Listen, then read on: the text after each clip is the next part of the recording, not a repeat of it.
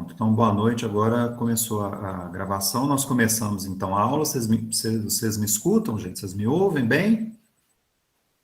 Te ouvimos sim, Gleiton. Só a apresentação que não está aparecendo para a gente, está em tela preta. Ah, sim. É porque eu minimizei ela aqui, mas agora eu vou apresentar ela para vocês novamente. Ah, não, então Tá? tranquilo. Então, gente, o tema geral da nossa aula de hoje é o governo representativo, tentar entender, afinal de contas, esse conceito, né, de governo representativo. E o texto indicado para leitura, que é um texto que nós vamos usar, na verdade, 2 semanas, né? Nós vamos usar ele hoje, nós vamos conversar, então, fazer uma primeira conversa sobre esse texto hoje, e depois continuar conversando sobre ele na semana que vem, porque ele é um texto muito rico de informações, de conceitos que são interessantes para a gente entender o que é a democracia contemporânea, né? Esse regime que nós chamamos de democracia. E que interessante, né? O Bernard Manin vai, seguindo a linha dos clássicos ali do século XVIII e XIX, vai chamar esse regime, na verdade, de governo representativo, né? O regime representativo. Para isso que nós damos o nome de democracia hoje, né? Seguindo um pouco a linha do texto que foi indicado para a semana passada. Na semana passada a gente teve uma aula assíncrona, né? Que é aquele texto do Pierre Rosanvallon, em que ele mostra como que a palavra democracia ela tem uma história longa na modernidade, em que, na verdade, durante a maior parte do tempo, assim, né, no século XVIII, século XIX, como a gente teve a oportunidade de ver, a palavra democracia ela não era utilizada, porque o que nós temos hoje ele é muito mais uma invenção mesmo da modernidade, né? Então, os clássicos do pensamento político eles não tinham um vocábulo, ou o vocábulo democracia não se adequava àquilo que tanto os revolucionários franceses estavam construindo na Revolução Francesa, quanto também os revolucionários norte-americanos, quando eles estavam fazendo a independência dos Estados Unidos e construindo a democracia norte-americana, né? Não era democracia a palavra que eles tinham ali na cabeça, né? Até porque um dos elementos que seria incompatível com a democracia e que eles estavam apostando nele era exatamente a ideia de um regime que é representativo, em que a gente vota em pessoas que irão nos representar, né? A democracia pensada classicamente, como a gente teve a oportunidade de ver, ela não tinha esse elemento representativo, né? Então, por isso, inclusive, muitos tanto dos líderes revolucionários franceses, como também dos líderes da independência dos Estados Unidos, vão chamar, na verdade, aquilo que eles estão construindo de um regime representativo, ou de uma república representativa, né? Mas no primeiro momento, principalmente de regime representativo. Eles tinham um pouco uma clareza de que aquilo que eles estavam construindo era uma novidade, era algo que não estava, que não havia uma experiência histórica em que eles pudessem se referir, né? Ou seja, historicamente ainda não tinha existido um regime como aquele que eles estavam construindo e, portanto, os clássicos do pensamento político não teriam se referido a um regime como esse que eles estavam construindo ali naquele momento, tá certo? Então, gente, eu vou colocar aqui vou colocar aqui agora a apresentação, e aí só lembrando que agora, quando eu coloco aqui a apresentação, eu não consigo enxergar o bate-papo, né? Aí depois vocês vão me dando um toque aí se aparecer alguma pergunta, ou vocês podem fazer pergunta diretamente através do áudio, tá? Fiquem à vontade para interromper na hora que vocês acharem necessário. Pode deixar que eu te interrompo, sem problemas. Joia, obrigado. Agradeço. Mas aí podem interromper na hora que vocês acharem necessário, não tem problema não. Né, é interessante a gente ir sanando as dúvidas e ir conversando durante o próprio processo, né? Mas então vou colocar aqui, agora eu não vou enxergar mais vocês nem o chat, tá? Então, agora vocês devem estar vendo aí novamente a apresentação. O texto indicado, como já está lá na programação, né, gente? Sempre bom acompanhar a programação lá no Moodle. O texto é do Bernard Manin, que é um texto muito importante, é um texto clássico, gente, para entender a democracia. Ele traz várias ideias muito interessantes para a gente compreender a democracia contemporânea, né? E esse texto se chama As Metamorfoses do Governo Representativo, que é um trecho, na verdade, de um livro. Ele tem um livro mais amplo, né, que se chama exatamente As Metamorfoses do Governo Representativo, e aí tem uma espécie de um capítulo introdutório, que é esse artigo que eu indiquei para vocês, que foi publicado na Revista Brasileira de Ciências Sociais, né? Então, está aí Bernard Manin, As Metamorfoses do Governo Representativo, era a indicação de leitura de hoje, né? Na introdução do texto aí que nós indicamos, gente, ele vai falar assim, olha, a introdução à eterna crise do governo representativo, né? Por quê? Por que ele está falando dessa eterna crise do governo representativo? Porque hoje a gente fala sobre crise da democracia, né? Crise da ideia de representação política. Hoje até ainda mais, né? Hoje que eu falo assim agora, né, dos anos agora, principalmente de 2015 para cá, tem se falado muito dessa coisa da crise da democracia, da crise do governo representativo, mas nos anos 80, 90 já se falava muito disso, principalmente em relação à Europa, aos Estados Unidos, né, de que a democracia estava, de certa maneira, numa crise, estava enfrentando alguns problemas, né? E é interessante que o Bernard Manin vai chamar a atenção para a seguinte coisa, olha, o governo representativo, ele é essa forma de governo que o tempo inteiro se pensa que ele está em crise, né? Então, essa ideia de que ele está numa eterna crise.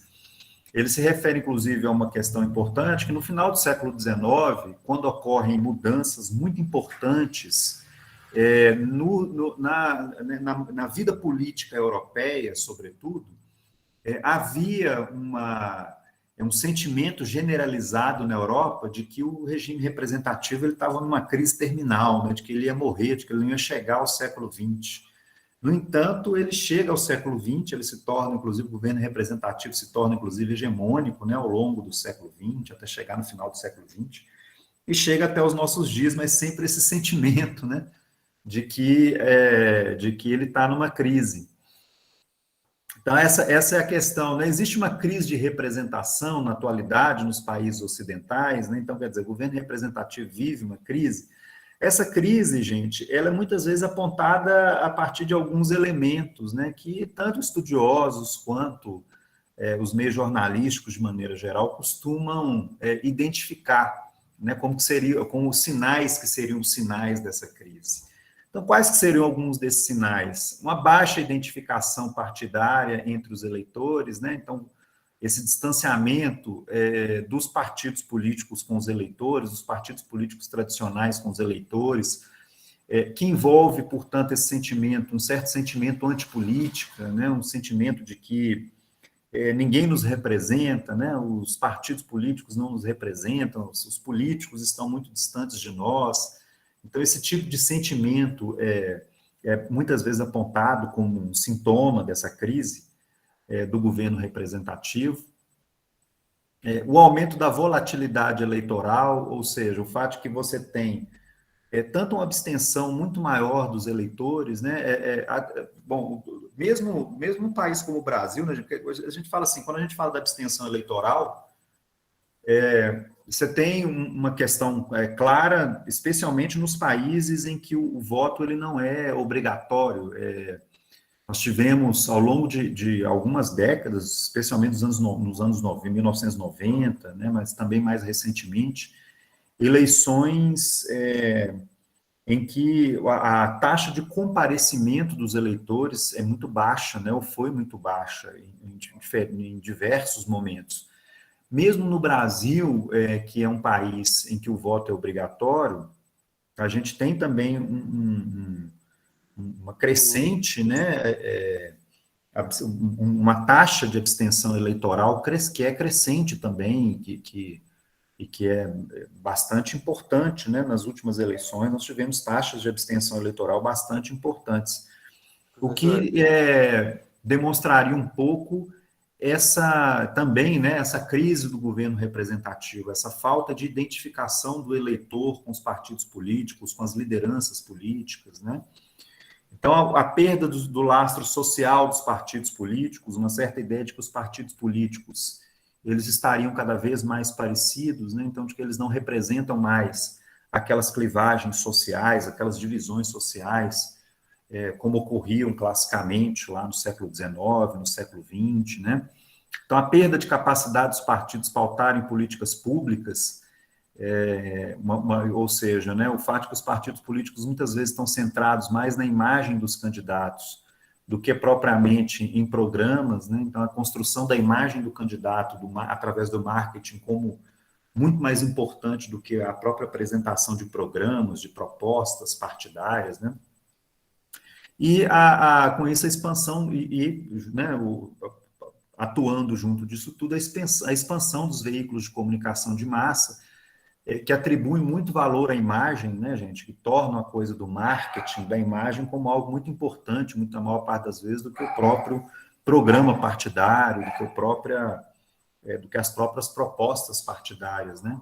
Então, isso tudo aparecendo num contexto assim, como, olha, isso tudo demonstraria essa crise que nós viveríamos contemporaneamente no governo representativo. Né? Então, um pouco essa reflexão, né? Então, será que viveríamos, então, uma crise? Né? Aí, essa coisa interessante que o Manan vai chamar a atenção, vocês devem ter passado por isso aí. Né? Hoje, nós, ou mais contemporaneamente, né, nós refletimos sobre essa possível crise do regime representativo, do regime democrático, como a gente falaria. Agora, é interessante que em vários outros momentos também se falava dessa crise do governo representativo, né? Como se fosse isso mesmo, um regime político em eterna crise, né? numa crise constante, né? Uma crise que, na verdade, no entanto, não se demonstra assim, né? Porque o regime representativo ele continuou funcionando e continua existindo. Então, o autor ele se lembra, por exemplo, que no final do século XIX, né, especialmente no final do século XIX, na segunda metade do século XIX, no início do século XX, havia toda um sentimento, né, de que o regime representativo ia acabar, né, de que ele estava em crise, de que ele ia acabar. Mas o que estava acontecendo ali naquele momento, na verdade? O que estava acontecendo eram mudanças muito significativas, mudanças intensas. Né? É por isso que o Manan, inclusive, vai chamar a gente para fazer um pouco a reflexão. Olha, será então que hoje o que nós estamos assistindo contemporaneamente não se trata, mais uma vez, de mudanças que estão ocorrendo no governo representativo, né? Então, quer dizer, não se trataria necessariamente de uma crise, mas de mudanças, assim como aconteceram lá no final do século XIX, no início do século XX, em que as pessoas pensavam que era uma crise terminal, né? que o regime representativo até acabaria, no entanto, ele permaneceu, ele continuou existindo, né? Mas naquele momento ali, nesse momento de meados do século XIX, início do século XX, mudanças muito significativas ocorreram no regime representativo e que as pessoas naquele momento interpretaram como uma crise, né, do governo representativo. Quais foram algumas dessas mudanças importantes?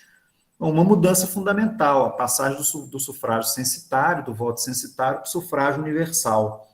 Essa mudança em si mesma, gente, ela foi uma mudança que alterou completamente a paisagem política europeia naquele momento, né? Porque você sai de regimes em que poucas pessoas podiam votar e participar politicamente para um regime de massas, então as massas elas têm uma entrada na vida política, né? E isso altera completamente o funcionamento das instituições políticas, inclusive daquela instituição política que era considerada mais importante no regime representativo, que é o parlamento, a Assembleia, o Congresso Nacional, né?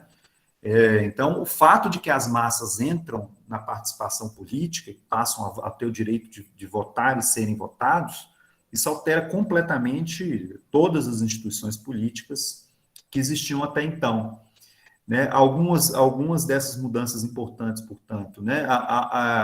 Se você tinha antes a ausência de partidos políticos organizados, então vejam bem, gente, até meados do século XIX, até final do século XIX praticamente, os partidos políticos, eles existiam, mas eles tinham muito pouca importância política, né, porque eles não eram, os partidos políticos não eram vistos como máquinas eleitorais, né, como máquinas para ganhar a eleição, porque nós estamos falando de uma situação em que havia poucos eleitores, né, e, portanto, os partidos políticos, eles eram pouco representativos da sociedade, eram muito semelhantes, muito parecidos, né, a gente pode pensar nisso até em relação ao próprio Brasil, né, os partidos políticos que existiam no Brasil no século XIX, que era o Brasil do Império, o Partido Liberal e o Partido Conservador, e aquela célebre frase que definia esses dois partidos políticos, né, que dizia que nada mais liberal que o Partido Conservador no poder, governando, e nada mais conservador do que os liberais governando,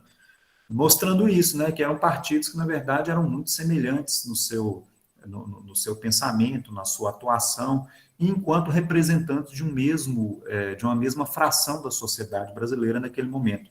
E esse era o cenário no mundo político, não apenas no Brasil, mas também em outras partes do mundo, mesmo nas nações mais avançadas. Com o sufrágio universal, o que acontece? Aí nós temos a emergência dos partidos políticos, a organização dos partidos políticos, que vão se tornar, de fato, organizações eleitorais para competir eleitoralmente, para vencer eleições, né? Então, a emergência, especialmente daquilo que nós chamamos os partidos de massa, né? Que eram os partidos, portanto, vinculados ao sindicalismo, né? Os partidos socialistas, trabalhistas, né? Que eram partidos que organizavam ou tentavam organizar a classe trabalhadora que passava a ter direito ao voto, né, a partir desse momento, né? Então, os partidos políticos, eles se tornam uma coisa muito diferente do que eles eram até então, e os partidos políticos se tornam, basicamente, essa máquina que tenta ganhar eleições. Então, uma alteração muito importante, né? Se a gente tinha antes a ausência de programas partidários, porque os partidos políticos tinham pouquíssima importância, como eu comentei, nós temos a passagem disso para partidos programáticos, ou seja, partidos políticos que têm uma identidade programática, que têm uma identidade de propostas e tem também uma identidade social, ou seja, eles se colocam como representantes de um determinado grupo social, de uma determinada classe social. E vários partidos políticos europeus, principalmente, né, vão se colocar como partidos políticos identificados, sobretudo, com a classe trabalhadora, né? Então, partidos políticos que são vinculados a essa classe trabalhadora que passava a ter direito à participação política nesse momento, né? Então, vejam bem, nós temos, portanto, mudanças profundas que ocorrem nesse momento, em fins ali do século XIX, e essas mudanças, elas foram entendidas na época como uma crise, né? Ou seja, para aqueles saudosistas do modelo do parlamentarismo inglês do século XVIII, né? Para aqueles saudosistas do modelo censitário, aristocrático de regime representativo que existia no século XVIII e ao longo da maior parte do século XIX, essas mudanças todas eram vistas como uma crise até terminal, que ameaçava, inclusive, acabar com o próprio regime representativo. No entanto, o que se verificou é que não se tratava necessariamente de uma crise, mas de intensas transformações, de intensas mudanças no regime representativo, que tentava acompanhar as intensas mudanças e transformações que ocorriam na própria sociedade europeia daquele momento, né? No caso do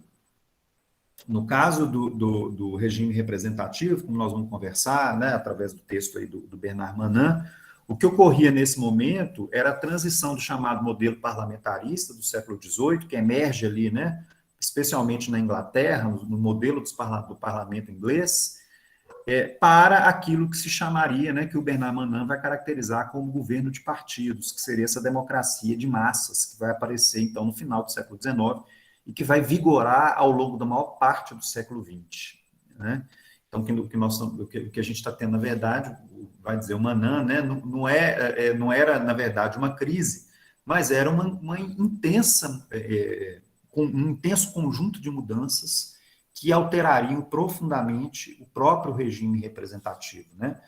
Ele está mostrando, portanto, gente, um pouco o seguinte: olha, o governo representativo, isso que nós chamamos de maneira geral de democracia, que ele está chamando de governo representativo, é uma forma de governo, portanto, que ao longo do tempo sofreu muitas alterações, né? Porque essa forma de governo, ela foi forçada, de certa medida, a se adequar às exigências do tempo, às exigências da época, às mudanças que a própria sociedade sofreu ao longo do tempo, né? No entanto, o governo representativo ele permaneceu. Ele permaneceu nos seus princípios organizativos principais. Esses princípios organizativos eles se alteraram, mas isso não significa que eles foram destruídos. Né? Isso não significa que esses princípios acabaram. Não, eles continuam existindo, mas sob um novo formato, organizados de uma nova maneira. Nós vamos conversar um pouco sobre isso. Né? Então, o que a gente teve ali não foi necessariamente uma crise terminal do governo representativo, não se trata disso, foram intensas alterações. Né? E aí, para citar, então, o próprio Bernard Manin, a nova forma de representação era radicalmente diferente do parlamentarismo lá do século XVIII. Né? Além disso, firmou-se a convicção de que a relação de representação típica do parlamentarismo tinha sido substituída por outra de novo formato, no qual o papel dos partidos de massa e das plataformas políticas parecia ter evoluído como consequência da extensão do direito do voto, ou seja, né, quando se cria, então, o sufrágio universal, uma série de outras mudanças ocorrem conjuntamente com o próprio modelo, com o próprio regime representativo. Tá? Cleiton, o Renan tá com a mão levantada faz um tempinho.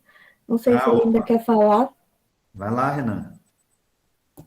Então, professor, com relação a essas crises aí, eu tenho uma opinião formada. Quando eu li o texto, sabe, eu gostei dessa perspectiva dele falar que sempre teve uma crise, e eu concordo. Só que eu não acho que...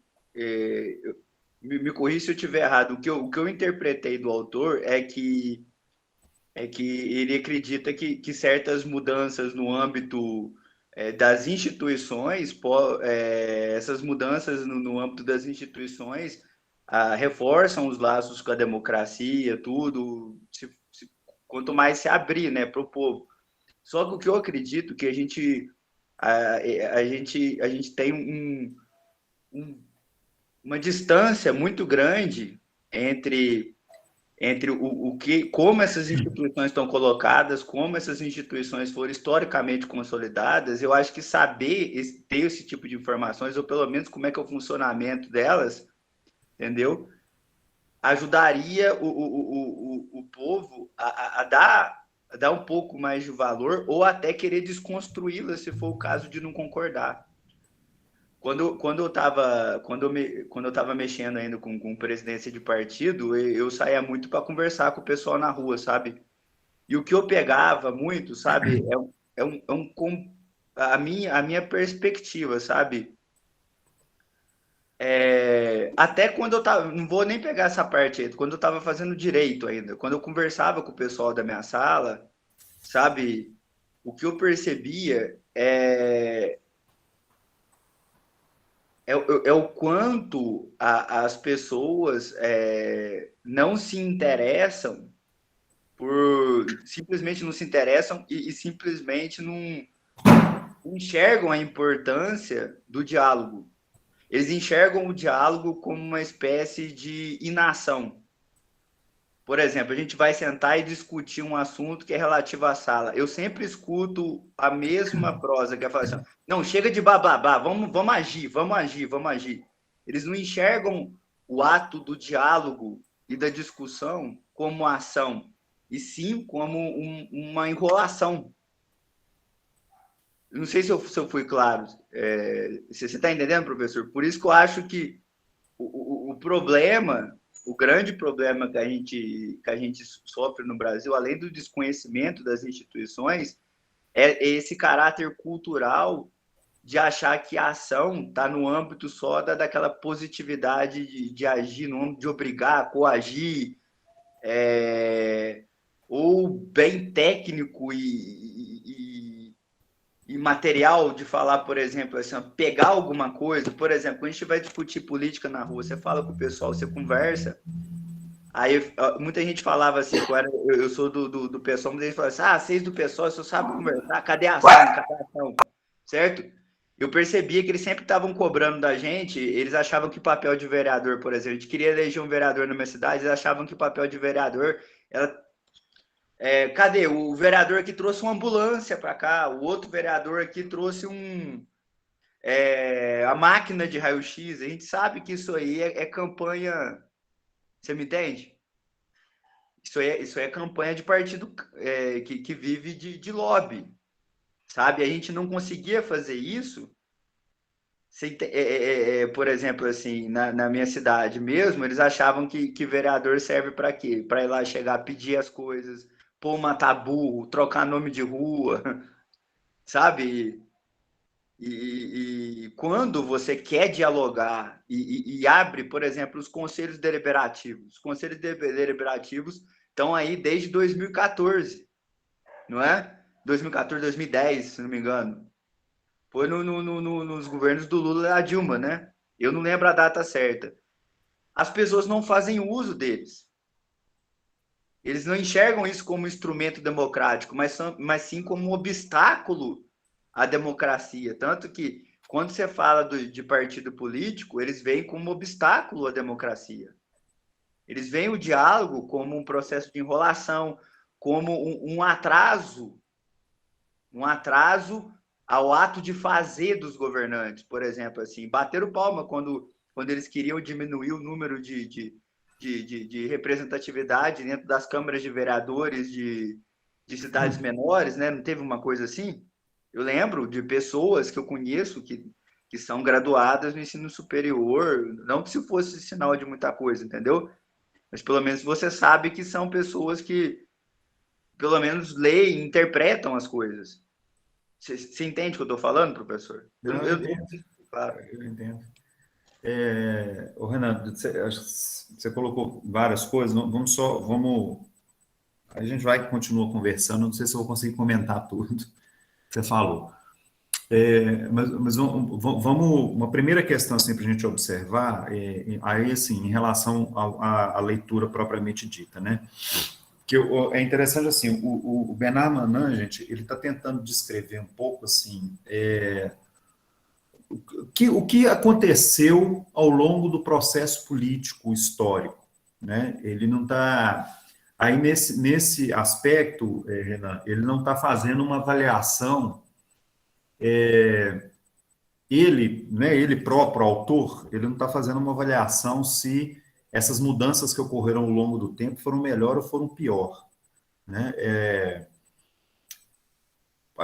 Isso aí a gente faz, né? Quando a gente está lendo o texto, é um pouco isso que você fez aí, a gente avalia algumas questões como melhor ou pior. Ele está tentando descrever como que se deu o processo, né? E aí ele não está avaliando como pior ou melhor. Então, é um pouco aquela questão que nós vamos... Aí essa questão nós vamos até conversar mais na semana que vem, porque ele vai mostrar como que se deram as mudanças e quais são os tipos de regime representativo como eles se sucederam, né? Mas ele não está dizendo que um foi melhor que o outro, porque é interessante o que ele vai observar aqui em vários momentos, a gente pode até comentar um pouco sobre isso, é de que o governo representativo, o regime representativo, além dessa característica que nós estamos falando aqui, de que ele mudou ao longo do tempo, ele mantém os seus princípios fundamentais, mas esses princípios, eles tomam formas diferentes ao longo do tempo, né? Isso que ele vai mostrar para a gente. Mas, além disso, o governo representativo, ele, pela sua própria natureza de se propor ser um governo representativo, ele traz uma série de características que são, muitas vezes, contraditórias no seu interior e que são, de certa maneira, até inescapáveis, né? Então, o próprio fato de ser um governo representativo e que, portanto, envolve o fato de que alguém tem que representar a nossa vontade, né? De que nós escolhemos alguns que vão nos representar, e que necessariamente, portanto, se cria um certo distanciamento entre quem representa e quem é representado, isso por si só traz um conjunto de dilemas que marcam a existência do governo representativo, e que provavelmente nunca terão uma solução, tá? Então, quer dizer, você tem melhoramentos, você tem mudanças, né? Ele até não usa a palavra melhoramentos, né? Ele fala assim, olha, ocorreram mudanças ao longo do tempo. Novas mudanças podem ocorrer? Podem. Provavelmente ocorrerão. O que ele descreve, inclusive, da democracia mais contemporânea é isso. A democracia mais contemporânea ela já é fruto de uma série de mudanças importantes que ocorreram nas últimas décadas, muito devido, inclusive, ao impacto dos meios de comunicação de massa, a comportamentos mais passivos diante da atividade política, como essas que você está descrevendo aí, né, Renan, dessa coisa de uma queda mesmo do interesse, da participação. Isso aparece como uma característica das sociedades mais contemporâneas. No passado não era assim, né? Mas atualmente é.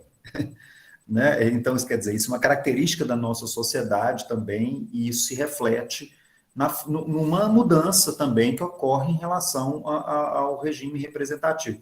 Agora, ele, enquanto autor, ele não está dizendo que isso é melhor ou pior, ele está dizendo que é diferente. É diferente do que era no passado. Né? Então, até algumas décadas, naquilo que ele vai chamar do governo de partidos, a sociedade era mais mobilizada em torno de alguns temas, em torno de alguns partidos políticos e tal. Hoje não é mais. Né? Ele não está dizendo que isso é pior ou é melhor. Né? Aí nós é que estamos avaliando. Você, por exemplo, Renan, está falando que tem vários problemas, né? E a gente pode até avaliar que tem vários problemas mesmo. Agora, é uma coisa interessante da gente pensar, junto com o Bernard Manin aqui no texto dele, é de que você tem questões que envolvem o governo representativo que são inescapáveis, porque vem do próprio fato de que nós construímos uma forma de governo em que há o Instituto da Representação Política. E a representação política, em si mesma, ela traz uma série de questões, né? Que são de difícil solução, assim. Traz uma série de dilemas que provavelmente até nunca serão solucionados, né? Que são dilemas que a gente vai ter que conviver com eles, assim, que vão tomar uma nova forma, que você vai ter coisas diferentes que vão tentar solucionar em alguma medida, mas a solução, assim, né? Uma solução mesmo, dificilmente isso vai acontecer, né? Não sei se eu te respondi um pouco assim, Renan, mas acho que é um pouco essa reflexão que ele está fazendo, sabe? Eu entendi, professor. Eu entendi, até porque o que eu fui embalando, eu fui pegando até muitas dúvidas minhas muitos dilemas que eu tenho a respeito da democracia não foi nem só no intuito texto, né? de fazer uma crítica ao que eu pelo menos achava que o autor estava defendendo, certo? O que eu acho um pouco que ele diz, Renan, é que esses dilemas que se apontou são dilemas próprios do governo representativo, Entendi. que tomam formas diferentes ao longo do tempo, mas que nunca encontram uma solução propriamente assim, sabe? Como se fosse assim, são angústias, né? São angústias abertas pelo governo representativo e que tomam formas diferentes ao longo do tempo, mas não tem uma solução, assim, é um pouco isso que ele está apontando, assim. E se ele fosse escrever, por exemplo, hoje a gente tem novos problemas ainda com a questão para mim, um dos maiores problemas que tem, aquela questão do Big Data, né? Deles estarem manipulando as eleições com aqueles perfis psicológicos que nem a gente tem da gente mesmo, né? Aqueles computadores, aqueles algoritmos lá, para mim. Exato. É até interessante isso, porque ele vai dizer um pouco assim, que a democracia que nós temos contemporaneamente, que ele vai dizer assim, que essa democracia de público, né? Ela tem várias características do que nós temos hoje, né? Do que seria a democracia hoje. Só que ele está escrevendo aí nos anos 1990, então, e aí nos anos 2000 vai aparecer isso aí que você está dizendo.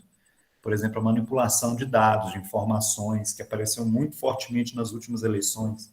Isso é uma coisa mais contemporânea ainda, né? Então, embora a gente tenha muitas das características de uma democracia de público, como ele descreve, há também fenômenos novos, possibilitados pela popularização da internet, né, dos meios de comunicação, das redes sociais, né? Então, quer dizer, aparecem novas questões, né?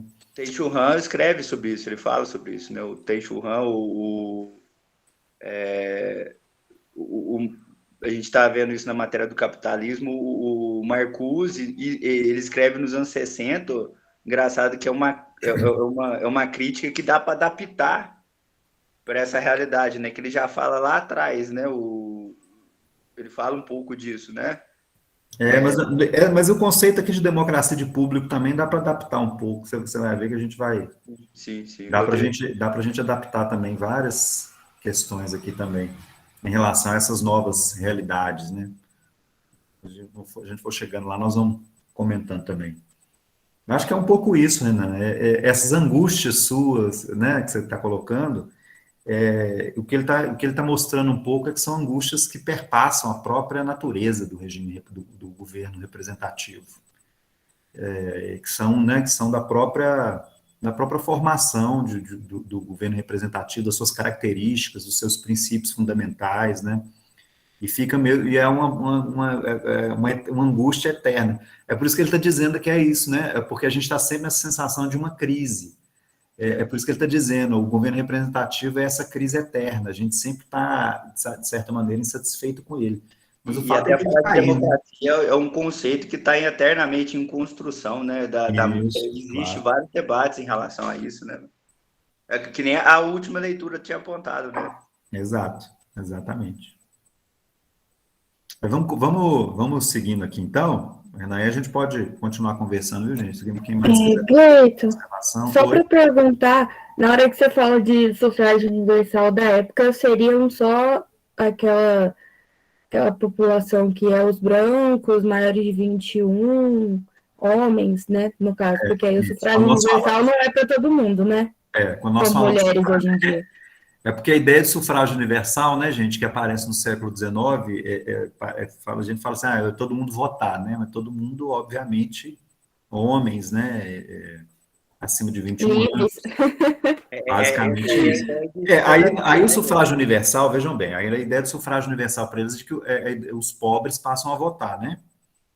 Porque aí é que é a grande mudança que aparecem os partidos de massa, porque a classe trabalhadora começa a votar. Então, por isso, sufrágio universal. Não havia ainda... Bom, havia entre as mulheres, né? Mas é interessante, porque aí os movimentos sufragistas, das feministas, também são do século XIX, mas elas ainda não alcançam o direito de votar no século XIX, né? Depois só no século XX. Mas os homens pobres, eles alcançam o direito de voto nas democracias mais avançadas no século XIX. E isso já altera profundamente o regime representativo. Né? As democracias daquele momento já são completamente alteradas, tá? Mas é isso, quando nós falamos de sufrágio universal nesse contexto do século XIX, são os homens, todos os homens normalmente acima de 21 anos, em alguns países acima de 18, né? Mas na maioria acima de 21 anos, independentemente de riqueza. Essa questão da riqueza e de formação educacional, né? Então, deixar que os pobres e os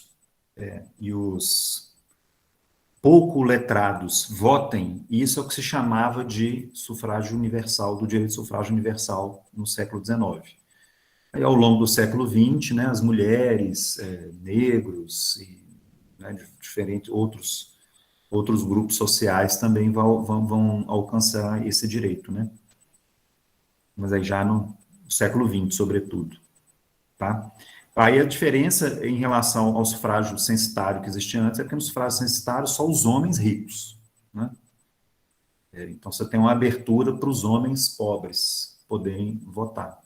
Mas aí você já inclui muita gente, é por isso que a gente já fala de uma democracia de massas, aí já envolve um grupo muito maior, né, da sociedade, embora as mulheres continuassem excluídas, tá? Então, essa pergunta que ele se faz, né, dessas mudanças todas que ocorreram lá no século XIX, que num primeiro momento, é que a gente estava falando, né, que num primeiro momento são interpretados como crise do regime representativo, mas depois, logo depois, no século XX, passam a ser vistos como uma coisa positiva, como mudanças que, na verdade, tinham sido positivas. Né? Então, no século XX, né, já vai se colocar o governo de partidos como um indício de avanço da democracia, ou seja, né, de que a democracia, o governo representativo, com a expansão do sufrágio universal, com partidos políticos representantes das classes trabalhadoras, teria sido, na verdade, teria sido um avanço, em vez de ter sido uma crise, né? Uma criação de maior identidade social entre governantes e governados, permitido pela ampliação do voto, isso passa a ser visto também como uma coisa positiva. Né? A crença de que os governados pautam as políticas públicas, porque com a sociedade participando eleitoralmente, ela expressa, de certa maneira, o seu desejo por algumas políticas públicas, né, e a sua recusa por outras. Isso aparece com o sufrágio universal no final do século XIX, isso também passa a ser visto como uma coisa positiva, né? Então, quer dizer, essa maior participação que envolve um certo ideal da aproximação com o ideal do autogoverno, do Rousseau, né, como uma coisa positiva e tal, uma certa percepção, né, de que o avanço inexorável dos direitos de igualdade, de autonomia dos indivíduos, que se abre a partir do século XIX com o sufrágio universal, né, tanto que é isso, né, tanto é uma certa noção de que é inexorável, de que é permanente essa abertura para a igualdade, para a conquista de novos direitos, que outros grupos sociais vão reivindicar a mesma coisa, vão reivindicar o direito à participação política, vão reivindicar direitos fundamentais, né, que é o caso, como a gente estava comentando, das mulheres, negros e outros grupos sociais que vão alcançar esses direitos também depois no século XX, né? Então se faz essa pergunta, né? Hoje, quando a gente fala então de uma crise, será que nós estamos então diante de uma crise ou se trata de uma nova mudança, de novas mudanças, de uma transformação? Né? Então hoje nós que enxergamos o regime representativo em crise, será que é uma crise mesmo? Ou são mudanças que estão acontecendo na sociedade, isso se reflete no regime político, e o regime político, então, vai ter que se adaptar, vai ter que procurar algumas soluções para essas mudanças que estão acontecendo, né? É um pouco essa pergunta que ele está se fazendo, porque se for só olhar para o lado da crise, parece que, né, o regime representativo está numa eterna crise, uma crise que nunca acaba. Ele vai, inclusive, observar isso, uma notável simetria entre a situação atual e a do final do século XIX e início do século XX, né? Sempre esse sentimento de crise, né? Então, ele, no caso do Bernard Manin, gente, o que ele está dizendo é o seguinte: o que nós estamos observando nas últimas décadas é a emergência de uma nova forma particular que o governo representativo está adotando, é aquilo que ele vai chamar da democracia de público, tá? Depois, na semana que vem, nós vamos conversar melhor sobre isso. Mas então, o que ele está dizendo, o que ele está querendo dizer é um pouco o seguinte: o que a gente está tendo nos últimos anos é um pouco parecido com aquilo que estava acontecendo lá no século XIX, né? Em que a gente tinha intensas mudanças sociais, tecnológicas, né, nos meios de comunicação e tudo mais, e, e isso se reverberava em mudanças também no governo representativo, na emergência de uma nova forma do governo representativo. No caso do Bernard Manin, isso que está emergindo agora, né, no mundo contemporâneo, é o que ele vai chamar de democracia de público. Então, vários desses sinais que nós interpretaríamos como uma crise, né, da democracia seriam, na verdade, sinais da emergência desse novo tipo de governo representativo que ele está chamando de democracia de público. Tá certo? Então, vamos passando aqui. Então, tem uma coisa importante, gente, porque vejam bem, então, olha, o que o Manin está dizendo, então, para a gente? Ele está dizendo o seguinte: então, o governo representativo, isso que lá no século XVIII se chamava de governo representativo, que nós hoje chamamos de democracia, portanto, se alterou ao longo do tempo. Né? Ele foi tomando formas diferentes ao longo do tempo. Depois ele vai dizer que foram 3 tipos principais, né? Isso aí a gente vai conversar melhor na semana que vem.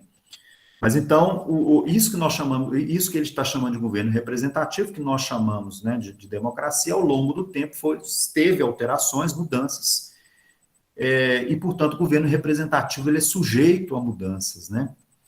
Agora, o interessante é o seguinte: existem alguns princípios organizadores do governo representativo que são, vamos dizer assim, pilares, que são bases do governo representativo, né? Que são formadores do governo representativo.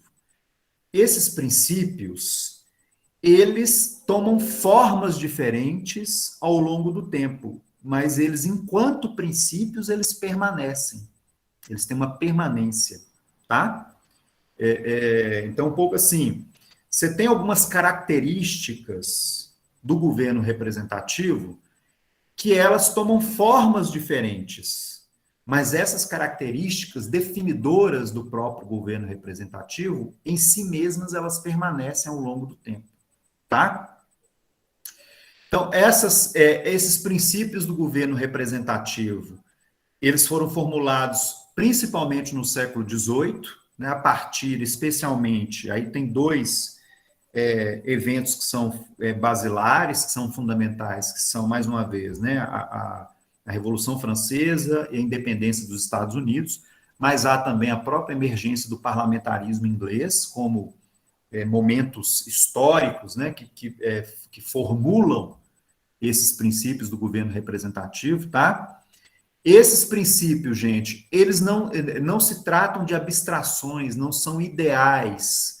É por isso que ele até diz assim, olha, vários desses princípios, eles não foram pensados pelos grandes pensadores clássicos, não foi uma invenção, muitas vezes, planejada da ideia de alguns pensadores clássicos. Muitas vezes, esses princípios, eles emergiram da própria necessidade histórica, ou seja, da própria necessidade da época, do tempo, dos acontecimentos ali, tá? É por isso que o governo representativo, ele envolve uma novidade em relação àquilo que existia no passado. Muitas das coisas, né, muitos desses princípios que organizam o governo representativo, eles tiveram que ser inventados por aqueles homens e aquelas mulheres que estavam ali no século XVIII, fazendo a Revolução Francesa, fazendo a independência dos Estados Unidos e tendo a responsabilidade de construir um novo governo, ou uma nova forma de governo. E muitas vezes construíram isso em ato, na prática, né, diante das necessidades de construir uma nova forma de governo. Então, não são abstrações ou ideais. Então, muitas vezes não foram coisas pensadas ou planejadas pelos grandes clássicos do pensamento político, foram coisas que foram produzidas diante da necessidade de construir uma nova forma de governo depois ali da Revolução Norte-Americana e da Revolução Francesa, tá? Então, ela se trata, né, você tem alguma coisa assim de ideias, mas que se traduziram em práticas, em instituições. Então, envolve esse elemento empírico, né, esse elemento da realidade. Portanto, muito marcada pela própria experiência histórica, pela experiência política, que aquelas pessoas que estavam no século XVIII tinham de construir uma nova forma de governo, que seria, então, o governo representativo, tá? Quais que seriam esses 4 princípios, gente, que são definidores do governo representativo? São organizadores do governo representativo. Então, vejam bem, gente, o que ele está dizendo aqui? Ele está dizendo assim, todo governo representativo terá esses 4 princípios. Todo governo representativo terá esses 4 princípios. Agora, a forma que esses 4 princípios vão tomar em determinada época, elas variam. É isso que nos dá os diferentes governos representativos que nós tivemos ao longo do tempo, ao longo da história, tá certo? Então, todos os governos representativos, todas as formas de governo representativo, vão ter esses 4 princípios, vão ser organizados por esses 4 princípios. Agora, o formato que esses 4 princípios têm, eles variaram ao longo do tempo. E por isso mesmo nós tivemos diferentes tipos de governo representativo. Está dando para entender, gente? Está tranquilo? Sim. Tranquilo? Quais que seriam esses 4 princípios organizadores do governo representativo, na visão do Manan? Um primeiro, eleição dos representantes pelos governados. Então, esse elemento eleitoral. Todo governo representativo possui esse elemento eleitoral, em que os representantes são eleitos pelos governados. A independência do mandato, que seria um segundo princípio. O que vai significar isso? Nós vamos comentar um pouquinho agora, né? Mas a independência do mandato envolve a seguinte ideia. E aí, Renan, inclusive, várias das nossas angústias, né, com o governo representativo, elas vêm disso. Significa o seguinte: aquele que ocupa o cargo, aquele que é eleito, ele não representa diretamente a vontade dos seus eleitores. Ele não é simplesmente um procurador da vontade daqueles que o elegeram, tá? Ele tem uma independência. Uma vez investido no mandato, é claro que, em alguma medida, ele vai representar aquilo que os seus eleitores querem, mas não é uma representação absoluta, imperativa.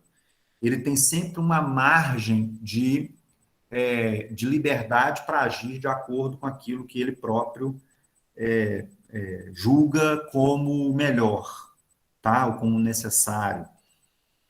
Isso tem a ver com as famosas promessas de eleição, Cleiton? Ou... Tem a ver. Tem a ver.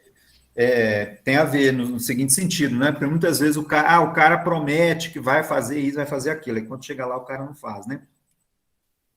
Se o cara fizesse tudo que ele promete, seria essa coisa, né? O eleitor votou nele com uma carta de...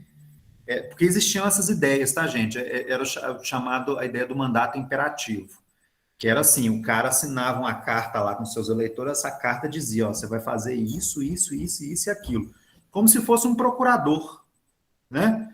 Não tem essa coisa da gente juridicamente constituir um procurador para ele nos representar, mas ele só pode nos representar estritamente naquilo em que nós delegamos a ele, né? Ele não pode fazer nada para além daquilo que está ali escrito, né, na carta, lá no mandato de procuração e tal. Isso é o que a gente chamaria de mandato imperativo. Não foi isso que vigorou nas democracias que vieram, nos governos representativos que vieram depois. O que vigorou foi esse tipo de mandato em que o deputado, o representante, ele sempre tem uma certa autonomia, uma certa independência para definir de acordo com aquilo que é a sua própria consciência, a sua própria vontade, tá?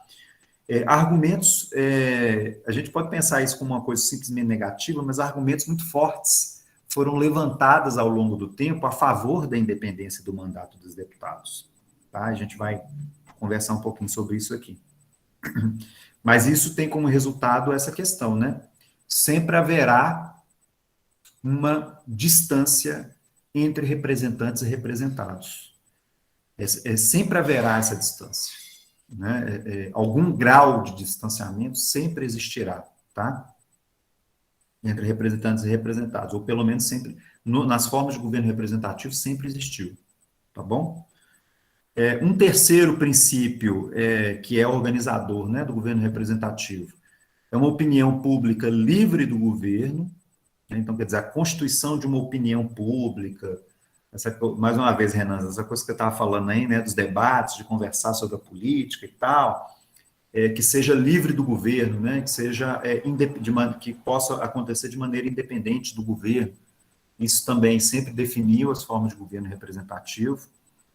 E uma outra questão, a questão de que as decisões políticas elas são tomadas após debate, né? Então, quer dizer que as decisões políticas elas precisam acontecer após um debate, especialmente no espaço do parlamento, como espaço principal, né, dos governos representativos, tá certo? Então, esses 4 princípios, eles são meio que organizadores aí do governo representativo, como nós estamos falando. Então, vamos rapidamente aqui falar, então, sobre esses 4 princípios. Então, lembrando, gente, aqui, ó, qual que é a ideia do Manan aqui, portanto? Esses 4 princípios sempre estão presentes quando se trata de governo representativo. Então, desde lá do século XVIII até chegando aos nossos dias, Esses 4 princípios organizam o governo representativo. Só que eles vão tomar formas diferentes ao longo do tempo. É por isso que o governo representativo também vai tomar formas diferentes, tá? Então, vamos passando aqui por essas formas, por esses princípios. Então, o primeiro princípio que nós falamos é esse primeiro aí, né? O primeiro princípio, os representantes são eleitos pelos governados. Isso é um princípio definidor da própria ideia do governo representativo, gente, e foi motivo de muito debate no século XVIII, quando se acontece lá a Revolução Francesa e quando acontece a independência dos Estados Unidos. Isso é motivo de muito debate. Por quê? Especialmente porque no modelo da democracia clássica grega, ateniense, não vigorava a ideia de sorteio, né? Vigorava a ideia, aliás, não vigorava a ideia de eleições, vigorava a ideia de sorteio. Nós já tivemos a oportunidade de comentar sobre isso, né? O texto da aula passada também, né, o Rosan Vaillant, ele também trata bastante dessa questão. Mas é isso, gente. A democracia, historicamente, ela não era associada à ideia de eleição. Esse é um dos motivos fundamentais que faz com que tanto os revolucionários franceses quanto os revolucionários norte-americanos chamassem aquilo que eles estavam criando de governo representativo e não de democracia, tá? Porque eles viam como importante o elemento representativo, especialmente para eliminar a vontade apaixonada do povo, que poderia levar ao caos, que poderia levar aquilo que os norte-americanos chamavam de tirania da maioria, né? Então, eles viam a representação política como fundamental para evitar a tirania das maiorias, para evitar as paixões que o povo, que as massas poderiam trazer para a política. Então, portanto, eles vão defender ferrenhamente as eleições como um método mais eficaz de construir governo do que o sorteio. É por isso, então, que eles diziam abertamente, olha, o que nós estamos construindo não é democracia. O que nós estamos construindo é governo representativo.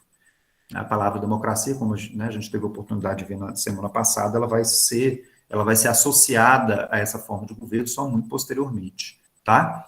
Então, esse foi um elemento de muito debate.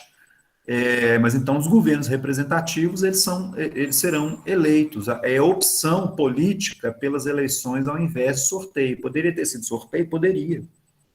Naquele momento ali do século XVIII, gente, poderia ter sido tudo, tá bom? Ali foi um momento histórico de determinadas escolhas, porque tanto a independência dos Estados Unidos quanto a Revolução Francesa estavam construindo um mundo novo de possibilidades. Estavam construindo outra coisa, completamente diferente do que eles tinham até então. É por isso que o Manan está até dizendo isso, né? Esses princípios que organizam o governo representativo, eles não são só fruto de ideias. Teve também a coisa prática de tentar testar, olhar na realidade o que ia funcionar, né? Tentar resolver problemas reais, na realidade ali da vida, tá? Então, tudo poderia ter sido escolhido. Vários grupos, inclusive, defendiam o sorteio como a forma que os cargos públicos deveriam ser escolhidos, né? Então, por exemplo, na França, os russonianos, né, que vão ter uma influência muito forte entre os jacobinos, eles eram ferrenhamente a favor de sorteio. Nos Estados Unidos, os chamados antifederalistas, vários deles eram ferrenhamente a favor de sorteios, né? Sorteios que serviriam para assembleias locais, estaduais, e não para uma Assembleia Nacional maior, né? E a ideia de que os poderes teriam que ser transferidos para assembleias locais e estaduais, com os cidadãos eleitos escolhidos, né? Através de sorteio. Então, essas possibilidades, elas estavam abertas.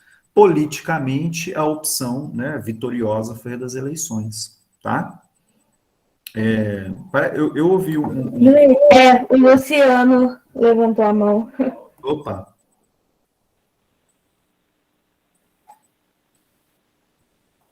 Pode falar, gente. À vontade.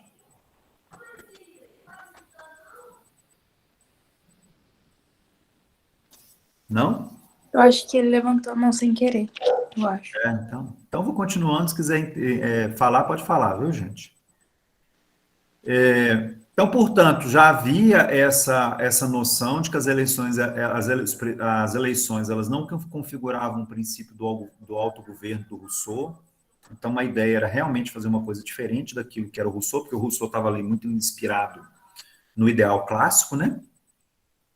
As eleições, elas não eliminam as distinções de status e a função entre o povo e o governo. Então, quer dizer, porque a ideia russoniana era isso, né, de uma forma de autogoverno em que você em que você elimina as distinções, um pouco na ideia lá da democracia ateniense, né, em que você elimina as distinções entre quem está no Estado e quem é o cidadão.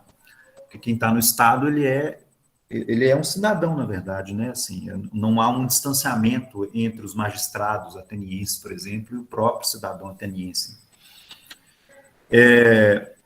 E essa coisa, né? O que vai conferir legitimidade ao exercício do poder na modernidade serão as eleições. Isso é interessante, né?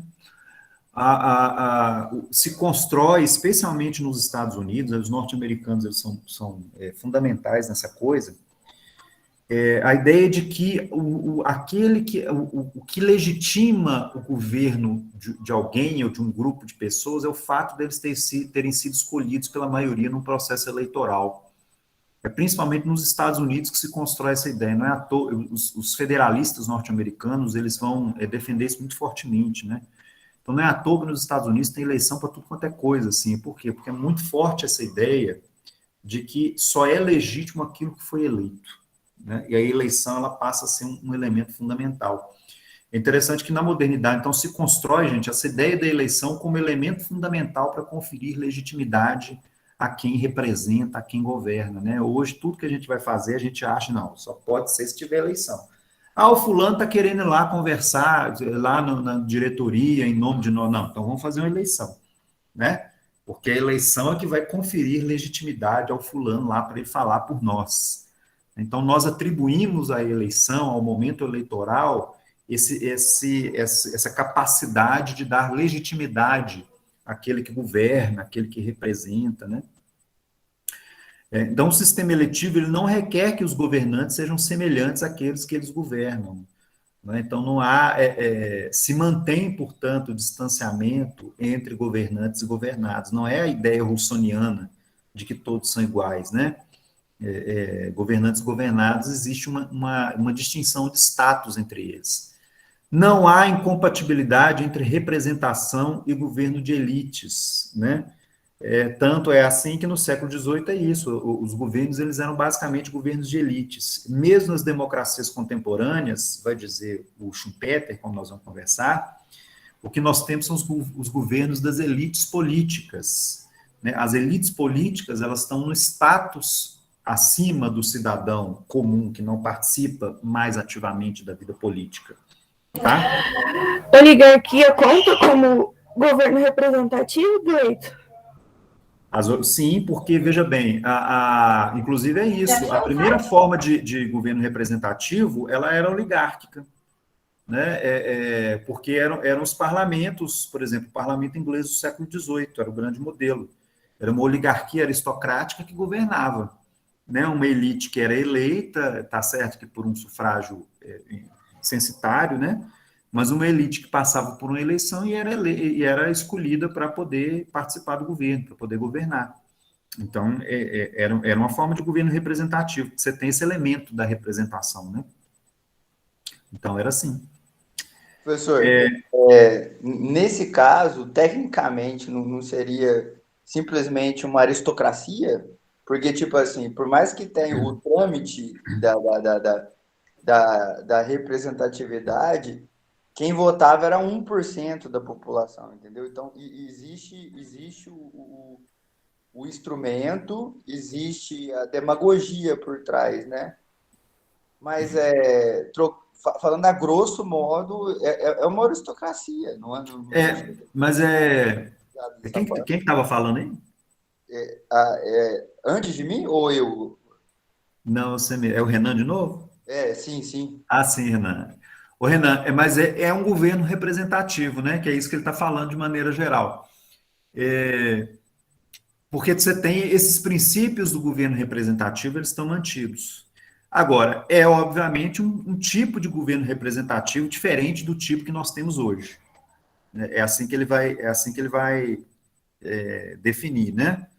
Mas era uma forma de governo representativo, né? Era por exemplo, aí o Robert Dahl, que é um cientista político importante, que a gente também vai conversar um pouquinho sobre ele vai chamar esses regimes de regimes oligárquicos representativos. Então, quer dizer, era um regime representativo, no entanto, era um regime oligárquico. Se você quiser a palavra aristocrático, pode ser um regime aristocrático representativo, né?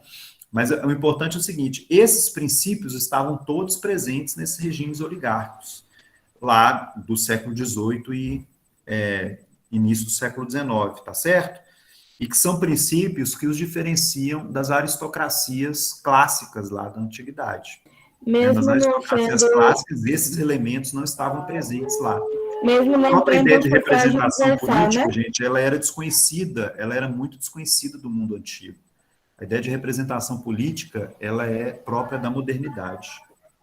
Mesmo Oi? sem ter o sufrágio universal, então eles são representativos porque acaba que os representantes são escolhidos por meio de votação. Tem eleição, tem esse Só que elemento são do, censitárias, no caso.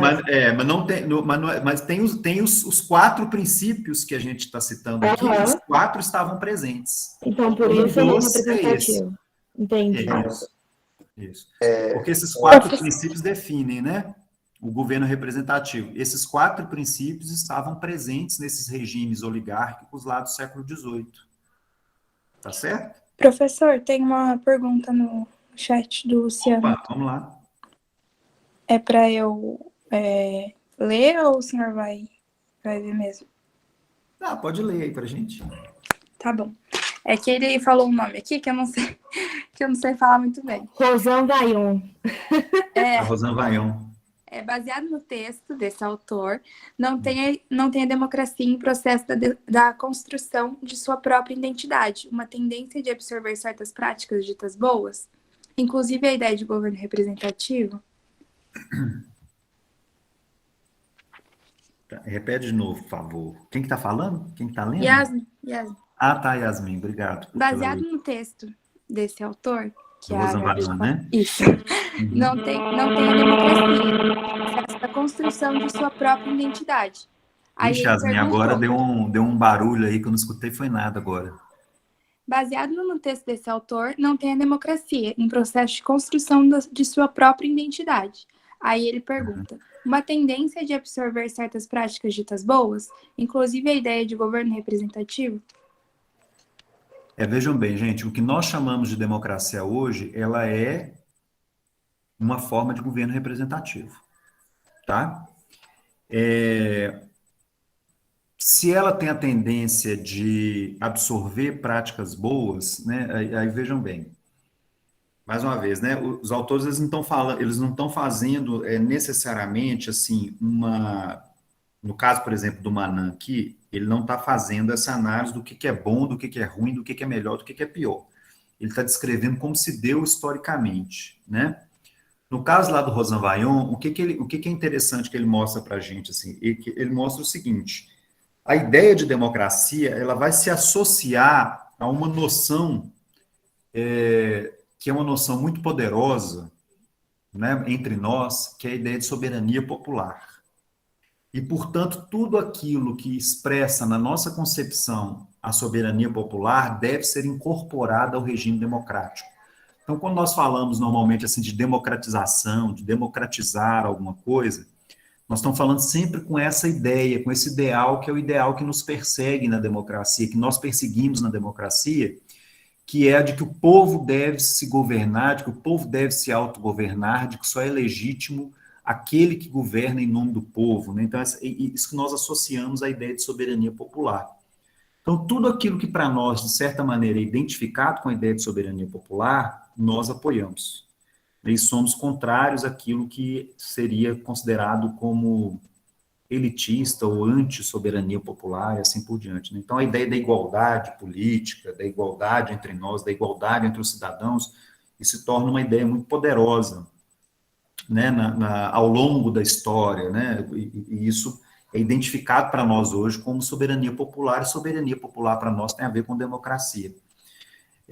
Então, nesse aspecto, a gente tem a tendência de incorporar aquilo que nós identificamos com a ideia de igualdade, de soberania popular, democrática, né, e tentamos, portanto, incorporar a democracia, tá?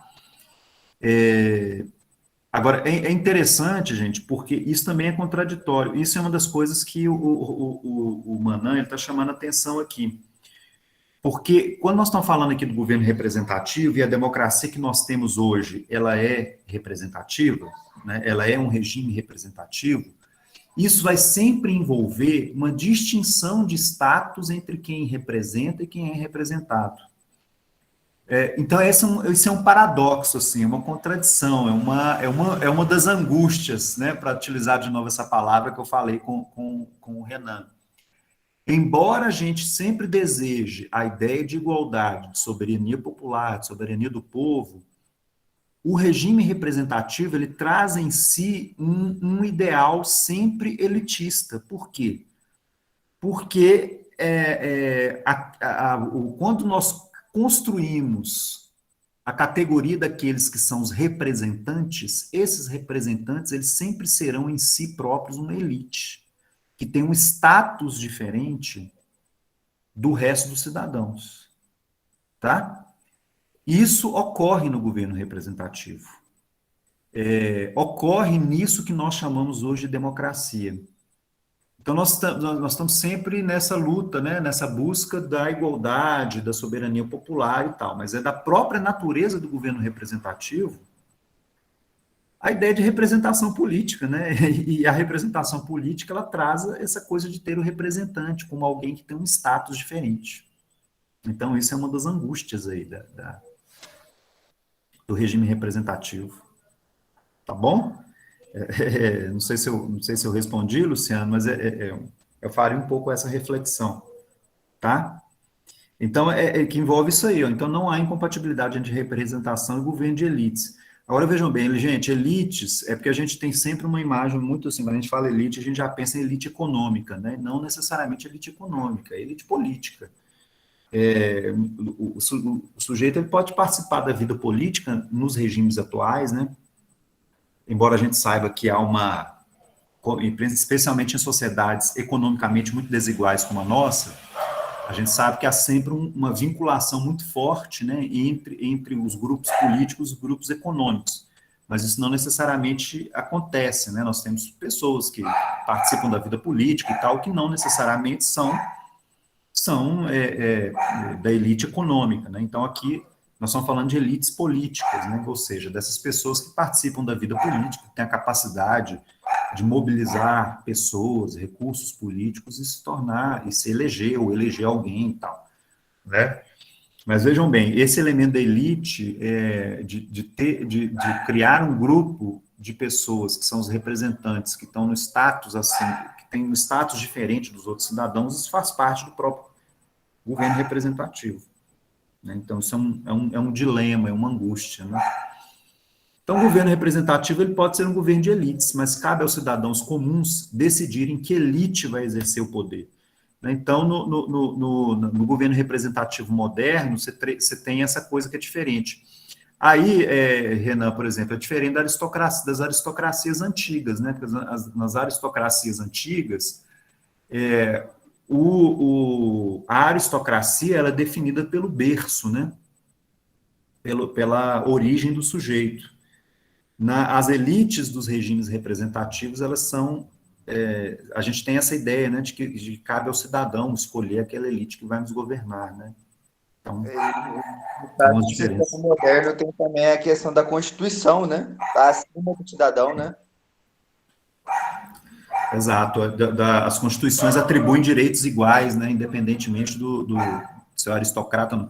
Quer dizer, pelo menos uma base de direitos iguais, né? Porque a gente sabe nessas oligarquias... aonde aqueles cidadãos se reconheciam como iguais, né? A ideia de cidadania, por exemplo, tá coisa. A Gabriela falou das mulheres, no caso, a cidadania tá ligada com a ideia do fogo, né? Cada casa tinha um fogo, né? A gente até viu essa coisa um texto do semestre passado até falava dessas coisas, né? Sim, sim, é aquela ideia que, por exemplo, assim, ó, um homem que é responsável pela casa, por isso ele era considerado cidadão, né? Isso, Aquela isso. ideia de cidadania no ato de se reconhecer como igual, né? Que, Exato. que, que não deixa de ser uma cópia até mais fiel da democracia grega.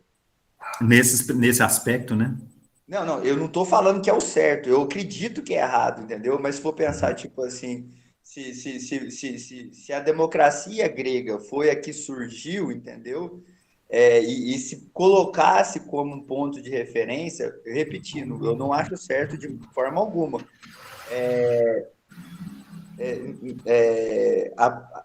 A ideia de democracia começar dessa forma até faz sentido por conta disso, entendeu? Sim, sim.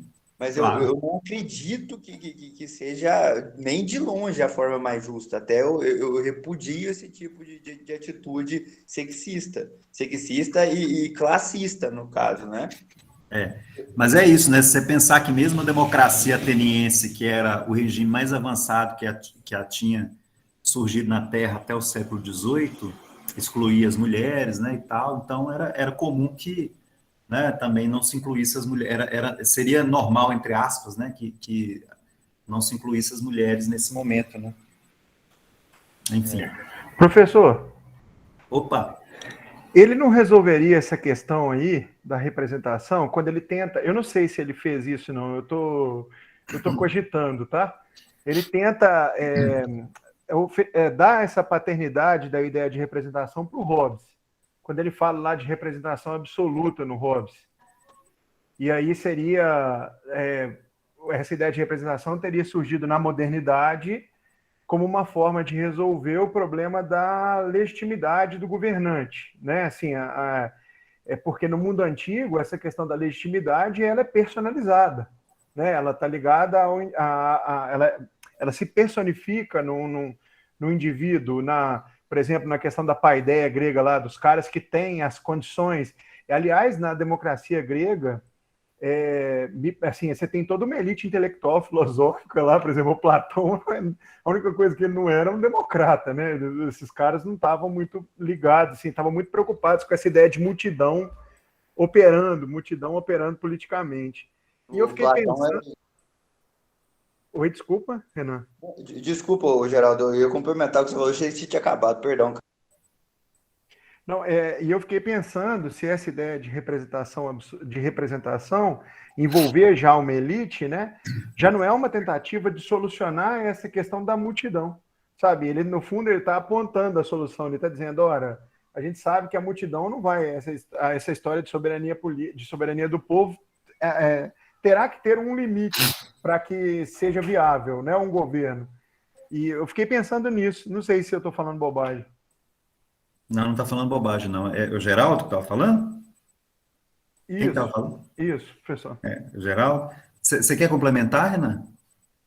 Então, o que eu estava falando, no caso, eu tinha lido um livro que dá outra explicação para esse tipo de coisa, chama o que é a democracia de uma francesa. Depois eu lembro, eu falo para você que essa ideia da representatividade, ela veio para cobrir essa nova configuração de Estado nessa formatação que era, por exemplo, porque, por exemplo, se for pegar a cabo a democracia grega na ideia de representatividade, na ideia de a pessoa se representar naquela formatação direta, não havia como fazer isso numa configuração de Estado gigante, porque uma coisa é você coordenar uma democracia direta, né, nas condições de cidade-estado.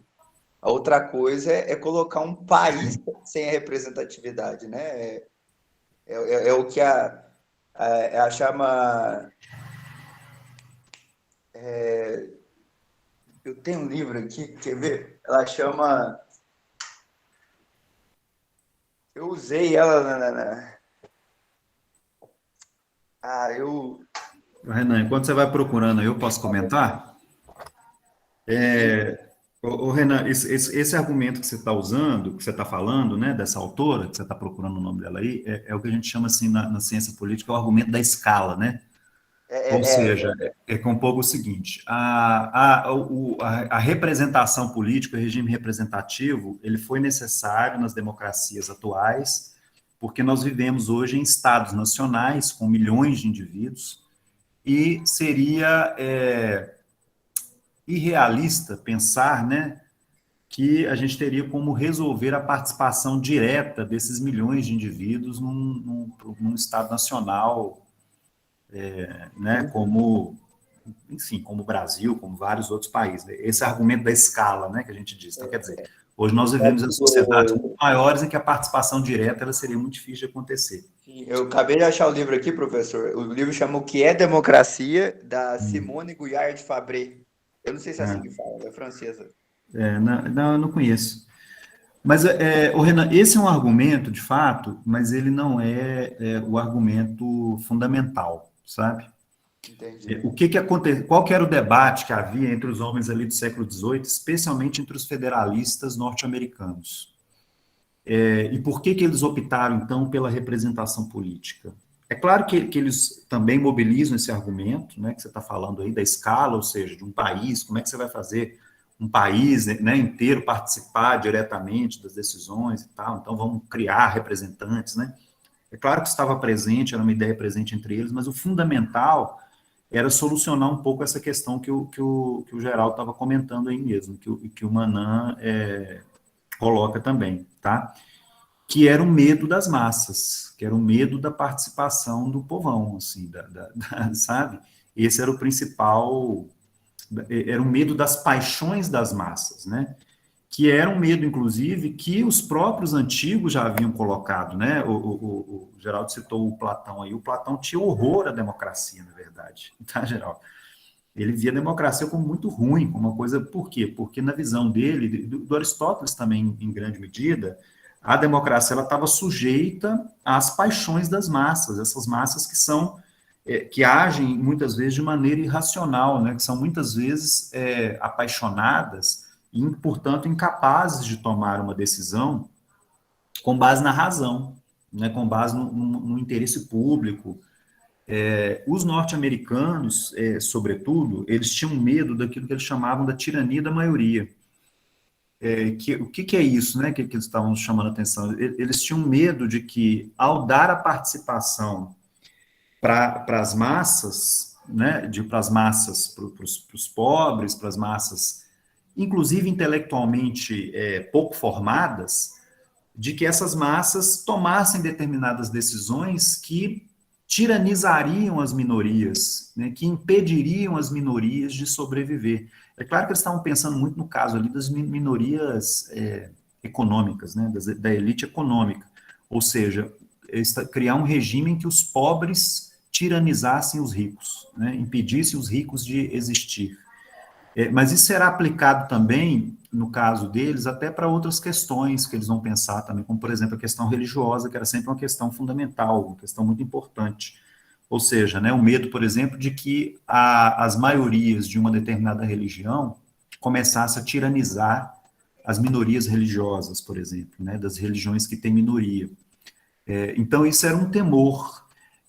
Então, a ideia da representação política, ela foi muito defendida, portanto, nesse momento, nesse contexto, como uma ideia de certa... O Madison, ele até utiliza essa expressão, ele fala assim de decantar as opiniões, ou seja, de estabelecer uma elite mais ilustrada, né? Então, você cria as eleições elas estabelecem uma elite mais ilustrada, que são os representantes políticos, e os representantes eles vão decantar as opiniões do povo, né? Ou seja, eles vão racionalizar as opiniões do povo e vão tomar as decisões, portanto, de uma forma mais informada, mais racional, né? Se afastando um pouco dessas paixões do povo que podem destruir a própria liberdade, né?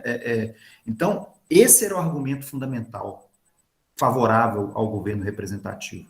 A mesma coisa se dará na França, né? E na França, num grau até de medo maior, porque nós estamos falando de um processo revolucionário tremendo, em que as massas vão às ruas, e são massas quase que incontroláveis, né? Um povo quase que incontrolável que vai para as ruas e que destrói completamente uma ordem que é construir outra. Então, havia esse temor, o temor do povo, tá certo, gente? Então, assim, não tenho dúvida, portanto, de que o fundamental na construção dos governos representativos, dos regimes representativos, era esse temor do povo.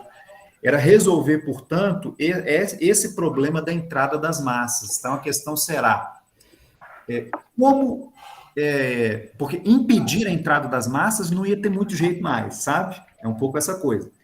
Mas vamos tentar filtrar a entrada das massas, vamos tentar decantar um pouco, para utilizar a expressão do Madison, né?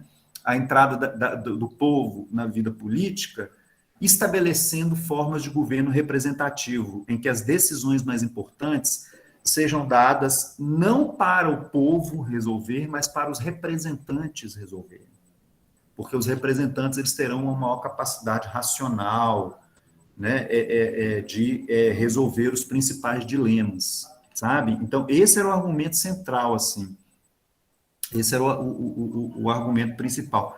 Eu ia até comentar uma outra coisa. Ah, tá, a coisa que o Geraldo comentou, Geraldo. Então, portanto, assim, a ideia da representação política, ela foi criada, né, ela foi estabelecida pelos revolucionários americanos e franceses como uma forma de resolver o dilema da representação absoluta. E a representação absoluta, a gente tem que lembrar que ela tem de dois tipos, né? Ela tem a representação absoluta no sentido russoniano, de que é a soberania popular absoluta, né? Ou seja, o povo em ato. Aí você tem o temor do medo das massas, que é o temor, então, que esses homens do século XVIII tinham, muito claramente. E uma outra forma de representação absoluta é a proposta pelo Hobbes. Mas é uma representação absoluta em que o Estado encarna, e o líder do Estado encarna em si mesmo a representação total do povo. É o governo autoritário absolutista, que esses homens do século XVIII também não queriam, porque era o que eles estavam lutando contra, né? Os franceses estavam lutando contra o regime absolutista, os norte-americanos estavam lutando contra o autoritarismo da coroa inglesa contra eles. Então, eles também não queriam, né? Eles não queriam nem o povo com a sua entrada absoluta na política, que seria a ideia russoniana, nem queriam as monarquias absolutistas, que seria o modelo hobbesiano. Então, a solução para esse dilema, na visão deles, foi a construção, então, de um regime que seria um regime representativo, em que os representantes políticos, de certa maneira, decantariam, né, a vontade do povo, né, a entrada das massas, tá certo? É um pouco essa questão. Não sei se deu para entender, gente. Professor, Ok. deixa eu perguntar uma coisa. Opa. Sobre os 4 princípios, o senhor disse que permanecem os mesmos, mesmo que hajam variações. Seria a mesma coisa Só que eles vão tendo formas diferentes, né? como o voto impresso e o voto de agora, que é feito Não. nas urnas? São Ou é mudanças mais drástico? são mudanças mais drásticas. Quem que está perguntando? Yasmin. Oi, Yasmin. São mudanças mais drásticas, que é, por exemplo, assim, o voto censitário na primeira forma lá do governo representativo e o sufrágio universal, né, nas outras formas de governo representativo, entendeu? Então, tem mudanças mais drásticas, assim. Entendi. Obrigada. Tá? À medida que a gente for passando depois pelas formas de governo representativo, a gente vai entendendo como que essas coisas vão mudando, tá? Gente, deixa eu ir passando rapidamente aqui, porque acho que a gente já está falando muito já, né? Já tá quase chegando em 9 horas. Vamos só passar, então, rapidamente pelos princípios, e aí a gente deixa para continuar a conversa na aula que vem, tá? Mas isso aqui dá muito assunto também. Eu não sei, então, se a gente não para aqui, gente, e a gente continua na próxima aula, então. Porque senão eu acho que vai ficando também muito cansativo a gente falar demais. Pode ser, será? Vitor, então, antes de você terminar, só para perguntar. A última pergunta, prometo. Dessa Não, ideia pode perguntar à vontade, gente. Eu só não estou... Eu só acho que eu não vou continuar no texto, porque ainda tem muita coisa assim para a gente ir conversando, senão a gente vai se alongar demais e começa a ficar muito cansativo nessa coisa da aula remota. Tá, mas nessa ideia Pode perguntar à vontade aqui. essa ideia de decantar o povo que você falou, de não ser aquele poder das massas, de acabar com todo mundo na rua e querer tomar as decisões, não entra naquela ideia de que estava falando mais cedo, de que aí o povo não ia se interessar por política, era só para não ter aquela chamada muvuca, assim. Colocar um representante para não virar baderna, no caso. O medo deles seria o medo da baderna, tá certo? Mas esse medo da baderna envolve, assim, é o medo da participação política do povo mesmo. De não saber escolher certo ou... Do povo tomar decisões. Porque, vejam bem, gente, nós estamos falando de sociedades que têm um modelo muito aristocrático, tem um preconceito enorme em relação ao povo, tá certo? Por quê? Porque o povo é visto, né, como inculto, como um amontoado de pessoas que muitas vezes não tomam decisões racionais, um povo que é maioria e, portanto, como maioria, pode impor os seus próprios desejos contra os desejos da elite, por exemplo, impedindo, inclusive, a elite de viver, tá? Esses medos, gente, eles, por exemplo, quando o sufrágio universal vem, esse também era um grande temor, de que o povo votando, ele destruísse o capitalismo, destruísse as elites, tá certo? Esses eram medos, assim.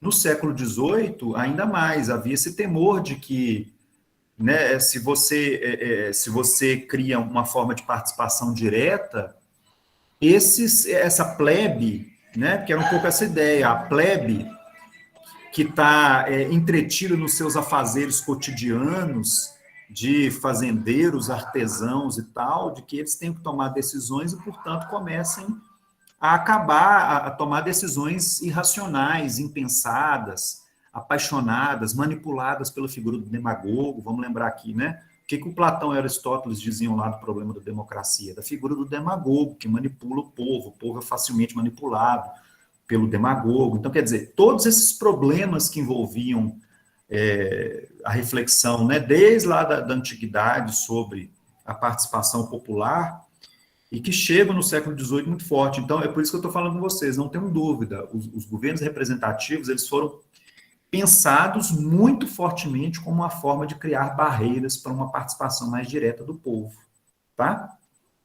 E teria... Eles usaram argumentos convincentes, tá certo, gente? Há argumentos importantes também a favor disso. É claro que há um preconceito, elitismo, que, né, por exemplo, os federalistas norte-americanos, claramente, eles tinham um preconceito em relação ao povo, uma ideia elitista de que eles são os ilustrados e tal, como assim nós vamos passar a participação direta para um sujeito semi-analfabeto, né, quando nós temos na sociedade pessoas como nós, que somos ilustradas e, né, intelectualizadas e tal.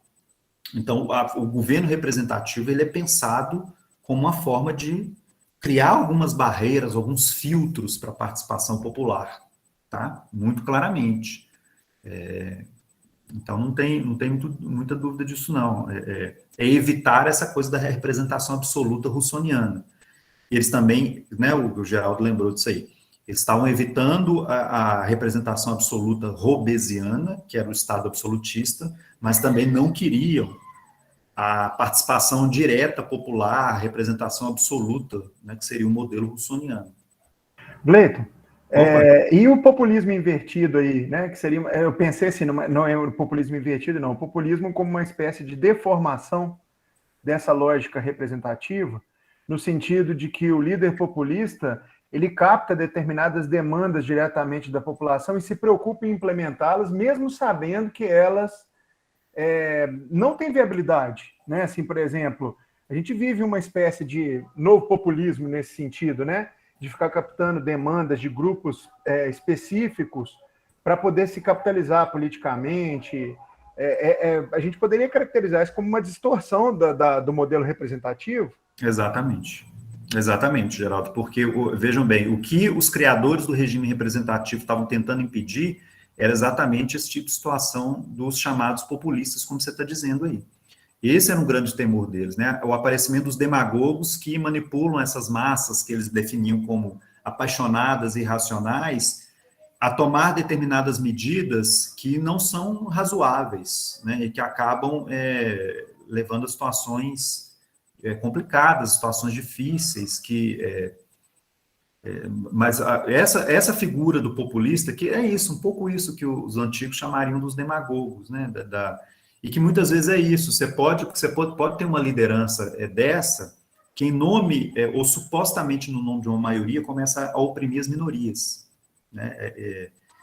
Começa a impedir as minorias de existir, ou perseguir a oposição, enfim.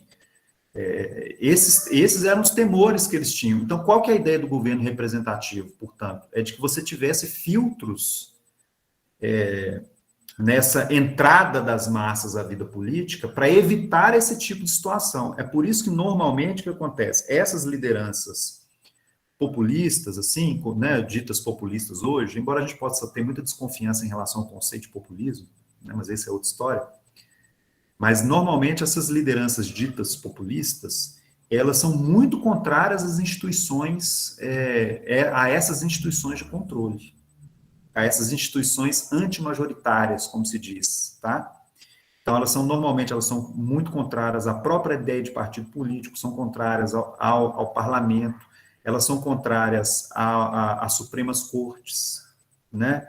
Porque são essas instituições que tentam filtrar, na visão dos fundadores do governo representativo, tentam filtrar a entrada da massa na política, né? E aí essas lideranças sempre vão se colocar como os verdadeiros representantes do povo que vão destruir essas instituições que são contrárias ao povo, que são contrárias à entrada das massas na vida política e assim por diante, tá? Então, eles são sempre antipolítica nesse sentido, eles são sempre anti-regime representativo, nesse aspecto. Porque o regime representativo envolve esses filtros, né? Em que mesmo aquele que é o líder da maioria, ele tem que se submeter a determinadas instituições antimajoritárias, né? Como a gente diz. Que seriam isso, né? O parlamento, o Supremo, enfim. E assim por diante.